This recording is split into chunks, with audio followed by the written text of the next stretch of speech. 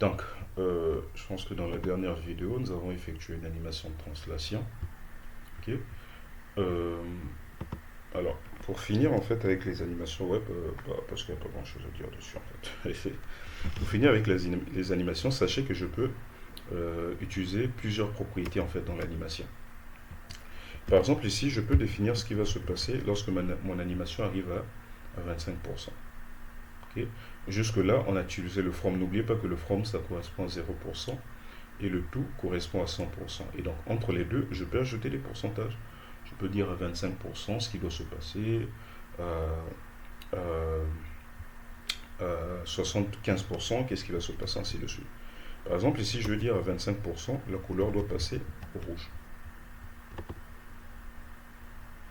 Oui, il se déplace, dès qu'il arrive à 25%, ça change. Donc, vous voyez que je peux combiner plusieurs propriétés au niveau des animations pour créer des animations assez intéressantes. Ok.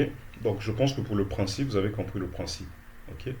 Maintenant, ce que nous allons faire, nous allons essayer de mettre en place un, une barre de chargement. Ok. Vous vous souvenez, lorsque vous allez sur un site, par exemple, vous avez souvent deux barres de chargement. Vous avez un truc circulaire qui tourne sur, qui tourne sur, qui tourne sur lui-même en fait. Et vous avez un autre aussi qui est souvent linéaire en fait, donc des barres de chargement. Et donc, nous allons essayer de réaliser cela. Et donc, pour le faire, les barres de chargement, par exemple, vous avez besoin d'effectuer des animations. Alors, toujours sur notre box, ok, toujours sur notre box, ou bien, si vous voulez, on va créer un autre élément, ok. Je vais venir ici, on va dire ici, classe progress bar, ok. Alors, je vais dire ici circular progress bar, bon, barre de progression circulaire. Alors ensuite, on va venir ici. Alors, une barre de progression doit être circulaire, comme on l'a dit. Donc, je vais cibler avec l'attribut classe. Et donc, pour qu'un élément soit circulaire, on doit lui donner déjà il faudrait lui donner la forme. Donc, je vais dire width 50 pixels et height 50 pixels également.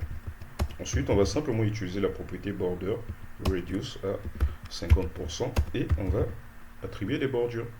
Donc, border 1 pixel solide black par exemple. Si je reviens ici, ok, mon élément a la forme circulaire. Par contre, vous serez d'accord avec moi que lorsque ça tourne en fait, donc lorsque l'élément est circulaire qui tourne, en réalité il n'y a qu'une partie en fait qui est visible. Ce n'est pas tout en fait qui est visible, c'est juste une partie qui est visible.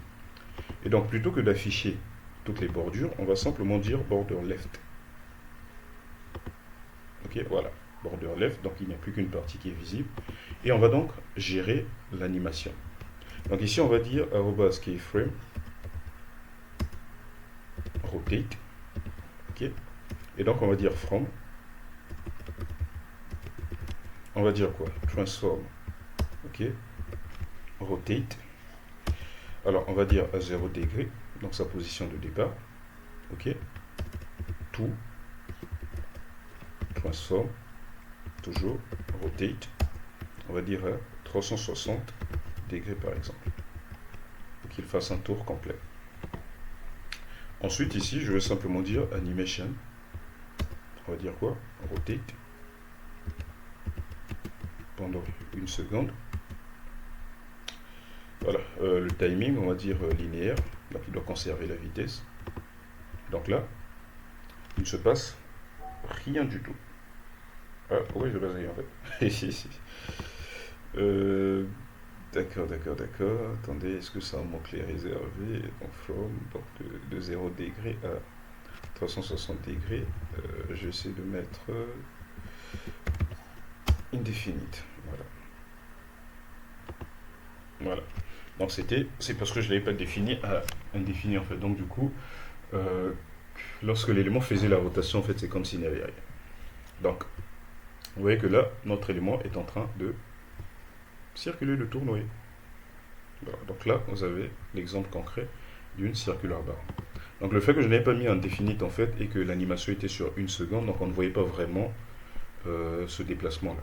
Donc soit il fallait que j'augmente la durée ici à peut-être 5 secondes. Ok, peut-être 5 secondes. Voilà, pour que vous voyez comment ça tourne en fait. Et dès qu'il arrive à la fin, bah, il s'arrête. Ok. Et si je recharge, il tourne pendant 5 secondes et il s'arrête. Donc avant, le problème que nous avons constaté, c'est parce que je n'avais pas mis un défini. Et donc du coup, il tournait en fait, mais quand je n'avais pas rechargé la page, donc on ne pouvait pas voir l'effet. Et donc moi je veux dire infinite pour qu'il roule à l'infini. Voilà, je ramène sur 1 seconde et vous avez bien notre effet. Et donc on pouvait personnaliser la couleur, on pouvait dire border color. Bon, qu'est-ce que je raconte?